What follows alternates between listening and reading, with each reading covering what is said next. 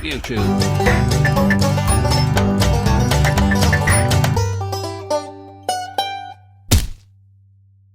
Yup, and good morning YouTube. Now today we're going on a little walk to see some rock paintings.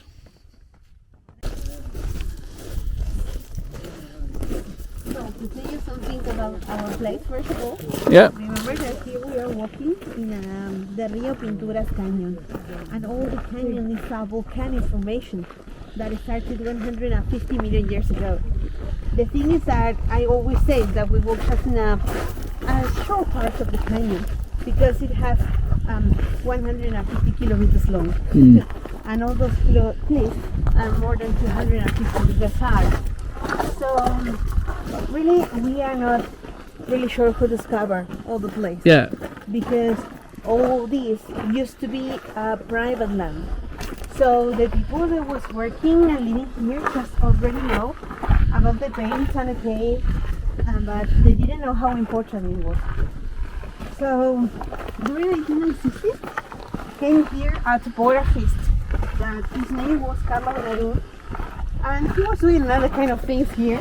He was working with the boundaries of the land, but when he saw the paintings, he decided to return to Buenos Aires. He studied anthropology, and then he made a group of Argentine archaeologists. And then he came back again during 1970 in order to research all this place. Ones are 1,300 years. So the thing is that all of them belong to the first hunter-gatherers from Patagonia. All right. The first humans in the case of here. And we believe that they were following the guanaco. Do you know what is the guanaco? Guanaco? Yeah? The yellow llama that is yeah. such a famous animal here. But the guanaco was the main resource for all those people. So they were following it and they arrived to this kind of places. So you are going to find a lot of paintings of guanacos, and really in the 8,000 years of painting, all of them will be really different. So in all the tour, we are going to try to organize it a little bit so you can understand better how it was changing through all the years. And the painting is amazing to see because it is made with mineral pigments. Sí. Oh, Gracias. So they were using some rocks and they smashed them and mixed it with something liquid. Yeah. For example, fat, blood, urine, water.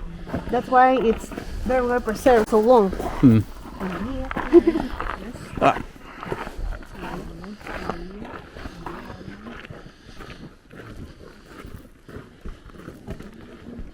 And the other interesting thing is that all the minerals that they use in the paintings, they brought them from different places. For example, you're going to find some green colors that belongs from Lago Posadas.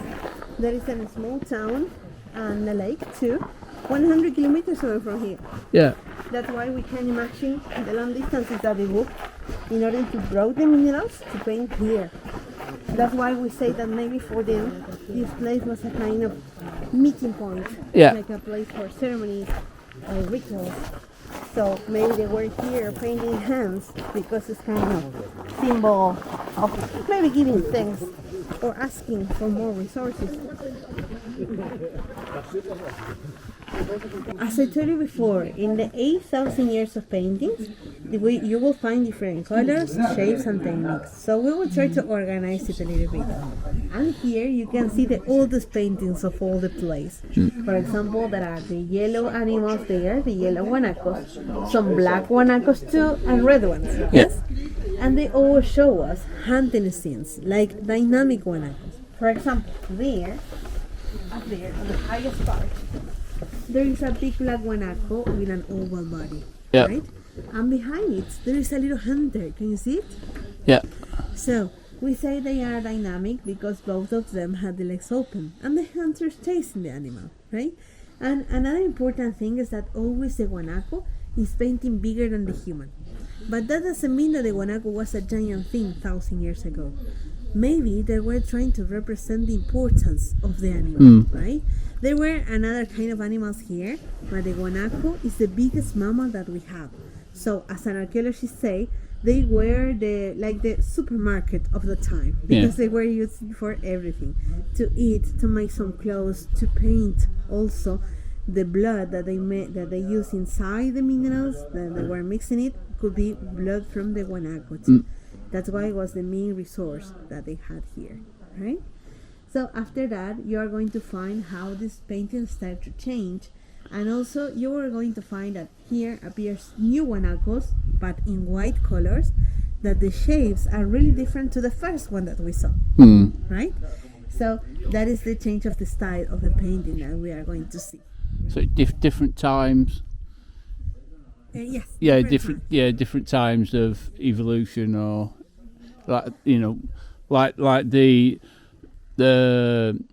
bigger ones up there was like 9,000 years ago, and then these might be 8,000 years ago. Or that's right. For example, the white paintings are about, well, really we divide all the 8,000 years in 3 different groups: A, B, and C. Yeah. The group A, where are all the yellow, the black guanacos, it's between 9,000 and 7,000 years. Yeah. But after that appears the group B, that goes from 7,000 to 3,000 years. Inside that group, we will include all the white guanacos and another kind of different paintings.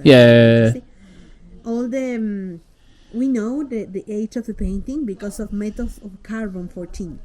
Yeah, but do you know about the methods? Carbon-14.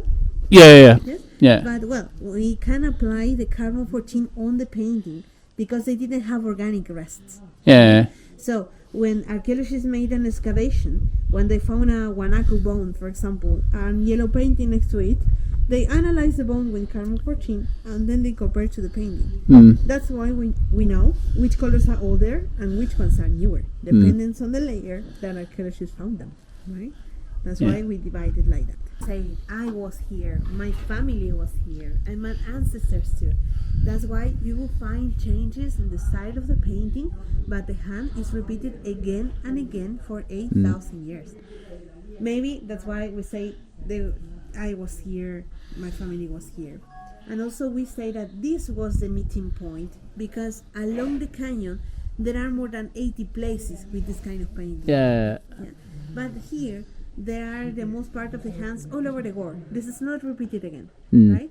So the thing is that here archaeologists counted more than 800 hands, right? And quite after we are going to see a wall where we are going to be closer to the hands, so you will find better the sizes of them. But each member of the group could join the hunting. And another thing here is that to make a hand, the technique is called negative. They put the hand on the wall and they paint on it. Yeah. And then take their hand away. Yeah. Really, they put and they paint like this. Sometimes they use a little piece of the leather of the guanaco and do like this, like a sponge. Or they also put the paint in the mouth and they blow. And you spray it on, yeah. Or they were using some tubes made of the bone of the guanaco. So paint in the mouth, the tube, and with a little spit. That's why some of them look painting with a spray. And that's why the most part of them are left hands. Did you notice that? I did notice a lot of them was left hands. Yes. Because most people are right-handed. That's right. Well done. So there are some right hands. You are going to see one Yeah, there. so there's just one there. But archaeologists counted at least 30 right hands. So there are not too many of them, really. Yeah? And one more is the green painting that we were talking before. Yeah. In all the paintings, there are only 5 hands in green color. In green. Yeah. We were talking about the only cave that we have. But here we are in a nice hour because you can see until the end of the cave. That is more than 20 meters long. And if you look inside on the right side, there are more hands and hunting scenes. But the most part of them are outside of the cave because it's a flat surface. So maybe for them it was easier to paint. Paint, for example, all those big animals in red, black and white, right? So all of them could be now pregnant guanacos, right? That's why they have a really big belly compared to the size of the head and the legs. And there is also a white circle that could be the full moon, right? Do you know that sometimes the pregnancy is followed with the cycles of the moon? See. Yeah, great. So with the animals, it's the same. That's why we believe that painted guanaco, like pregnant, could be a symbol of abundance, like praying or giving thanks for the guanacos, or maybe could be a symbol of fertility for the women of the group too, right? So different paintings now.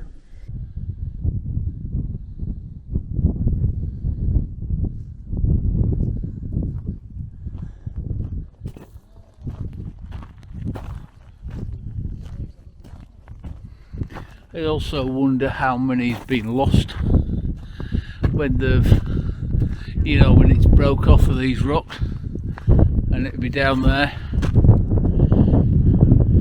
You know, some of them would be down there, you know, like underneath that one that broke off somewhere or something like that, which is pretty interesting. I find it easy, even though I've got where an hour at, but I suppose if you get one of these rocks landing on your head, it will save you. Of course it will. You see all these bits here. It's obviously fastened to all this. So I'm guessing that under there will be handprints under there as well. Beautiful setting. Really is a beautiful setting. Glad I come, even though it did cost me 36,000 pesos. But I'll be going back into Chile in the next few days, so I don't need it. And you can even see that the standard stood on these to the handprints.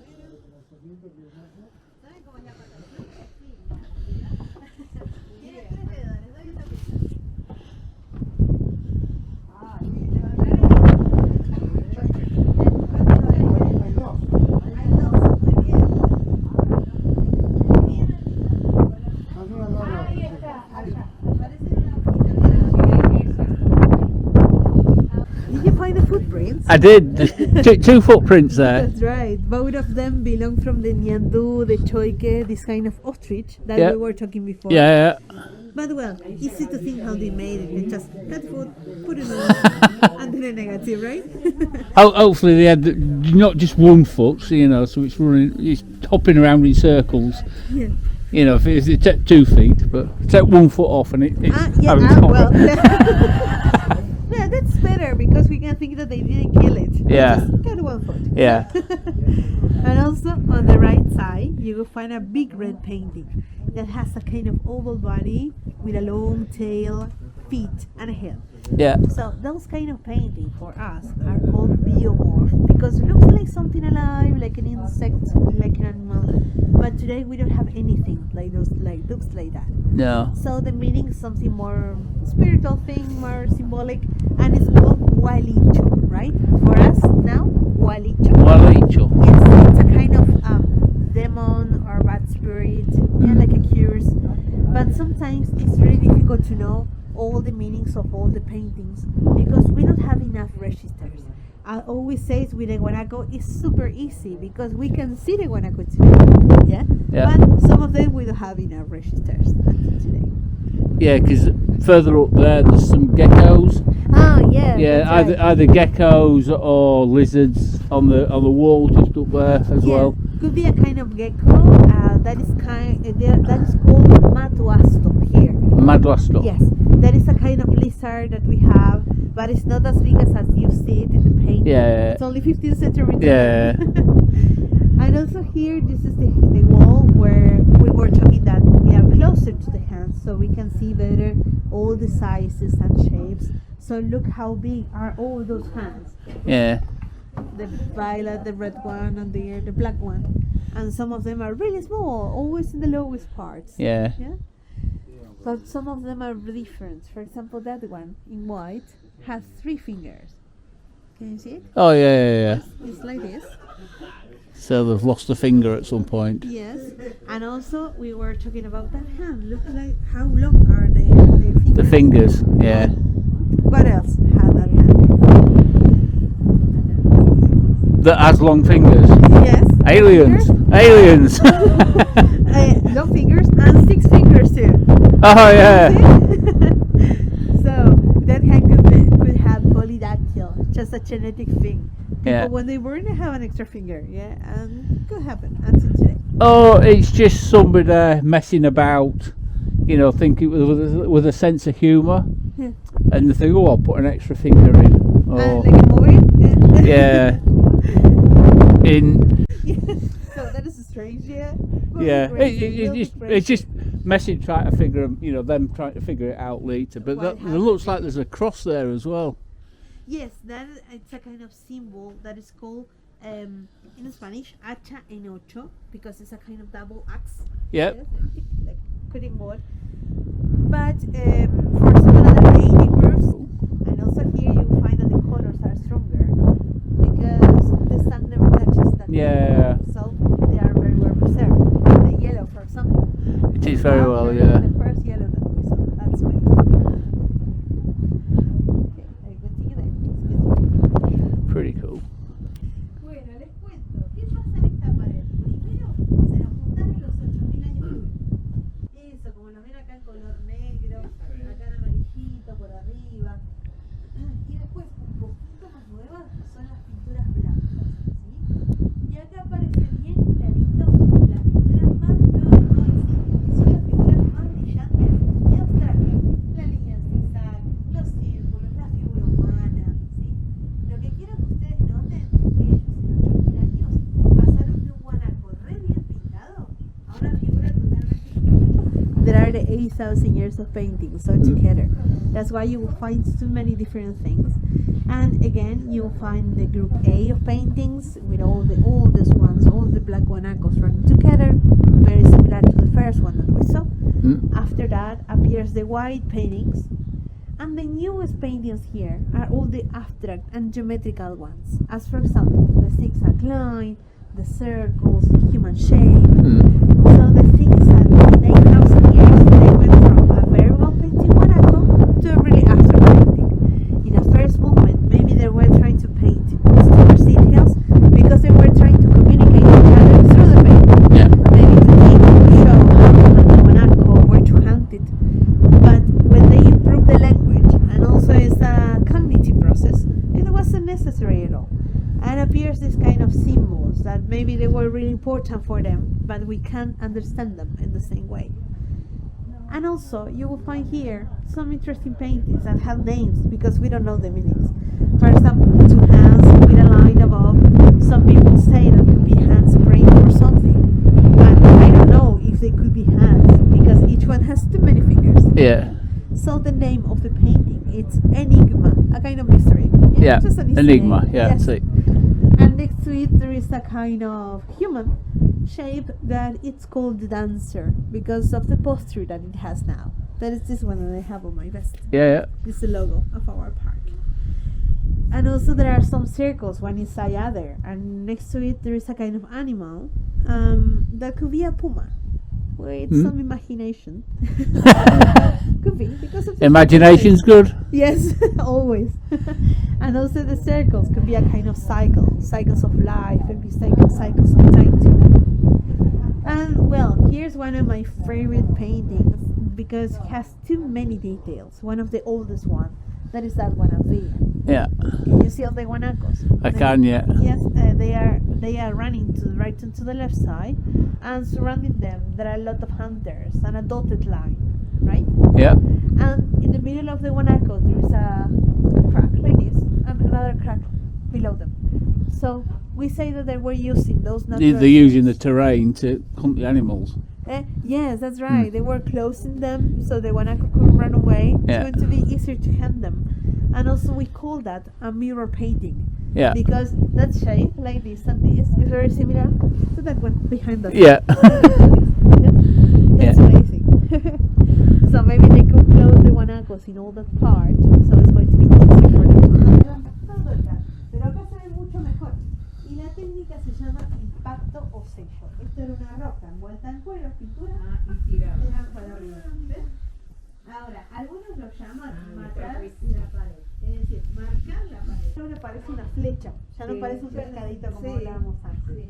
¿Por qué? Porque está de frente. Y ya no lo parece. You will find some circles one next to other. And if you follow all the circles to the right side, above the last one, you will find two the biggest one have horns, right? Like this. Oh yeah. And that it's a huemul. Do you know what is a huemul? A mule. Huemul, it's a kind of deer, and a small deer Yeah. that we have here in Patagonia. Now it's common like in the woods, for example, Calafate, Chalten, the Chilean Patagonia. But 1,000 years ago, that animal could be here in the steppe, Yeah. right? But it isn't here anymore, and in fact, it's an endangered species today. That's why all the painting is really important, because we can analyze environments of 1,000 years ago, and we can think what happened with all those animals, why they are not still here anymore, right? And also, we were talking about, well, we began our tour with a guanaco, so we will with one guanaco, that is that one on the corner, the black one. Yeah. Surrounded with all the hunters here. Oh yeah. The hunters now look like an arrow, because they are just in front of the guanaco. They are not running behind it anymore. So maybe the animal now is dead. So they started to divide all the parts of it. And as we talked in the beginning, they were using it. They were using everything that they could of this animal, right? So they should. Yes. And they should do now as well. But yeah. And also they were using the kidney stones. Yeah. With that, they put the tendon of the guanaco like this, with the kidney stones in the middle, and with that they made a necklace. All right. That's amazing.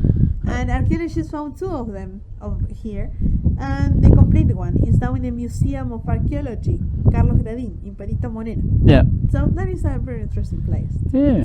Right? And they were asking me about the black stuff that is there. That is poop, right? Poop. Yes, from a kind of chinchilla. Yeah. Do you know about that animals? Yeah, chinchilla. Yes. Yeah. So we call them as chinchillon because it's bigger than the normal chinchilla. Yeah. And that poop is very old, because there is a photo from the archaeologists from the 70s that I was studying. They were studying that painting, and the poop still there. So I think it's more than 60 years ago. All right. That poop. That's a long time. So we can analyze also the animal because of that. Yeah. We know what they eat, if they still eating the same here. The indigenous people was a lot the same. Yes. They all had the same handprints. You know, they all did the handprints, and it's, even though it's a different continent, thousands of years ago, they did pretty much the same thing. Yes, that's It's amazing. like in Africa as well, because you see a lot in Africa, the hunting, and they did all that with the handprints and the hunting in overall Africa as well. That's amazing for me. In fact, with the hands, it's a crazy thing, because, for example, sometimes we can believe that paint our hands and put it somewhere could be easier and quicker. Yeah. But no, they always did it like in a negative way. Of course, there are some positive hands, but not too many as the negatives all over the world. Yeah, so that's amazing. Yeah, over there, they've actually sprayed the wall red, put the hand on, and then did white over the top. The negative again, yes. So they were more artistic there. But yeah, it's fascinating. It's just, no matter the age of things, and stuff like this, it's the same all over the world. I've got some in Australia, in the middle of Australia, that I've got to go and find as well. And in Australia, you can actually find them still in the wild. Yes. So that's interesting.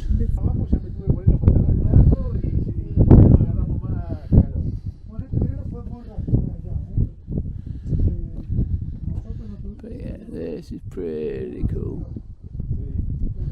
And I did fly the drone over it, so I don't know how far I got down.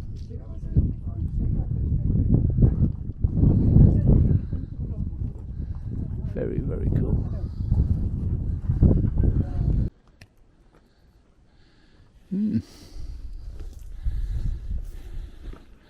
Fascinating. It just makes you think how many more that's not being discovered. So we're at Cueva das Manos, which I butchered that, and I got that completely wrong, but I'll put it up on the screen. So hopefully you enjoyed that little video. Hopefully it's a little video, because sometimes I can get a bit carried away and get a bit too long.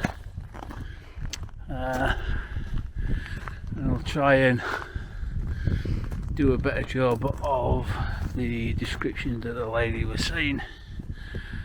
and that sort of stuff. So that's it to sample. I should have really put a microphone on, it would have been better. But there you go. But yeah, hopefully enjoyed that. Time to head on a dirt track for a lot of miles and head over to back to, where am I going? Back to Chile. Hasta la vista, catch you later. Bye bye.